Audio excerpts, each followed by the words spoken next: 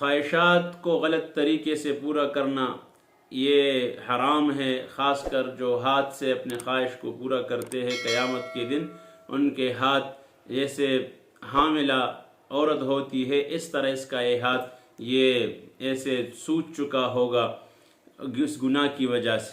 لہٰذا جس کو یہ مرض ہو ان کو چاہیے کہ وہ غلط ماحولوں میں نہ جائے، موبائل کا غلط استعمال نہ کرے، غلط لوگوں کے ساتھ بیٹھے نہ، خاص کر تنہائی میں وہ وقت نہ گزارے۔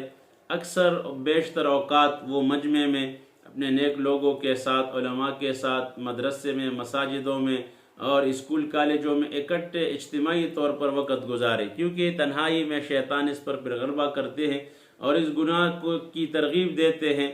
تو لہٰذا جو لوگ اس گناہ میں مبتلا ہے توبہ کرے، استغفار کرے، اور قیامت کے دن یہ ایسے گناہ میں وہ اس طرح سزا میں مبتلا ہوگا، یہاں تک کہ پھر وہ حلال خواہش کو بھی پورا نہیں کر سکتا جب شادی کرے۔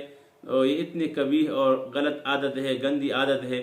اللہ سبحانہ و تعالی ہمارے نسلوں کو اس سے حفاظت فرمائے۔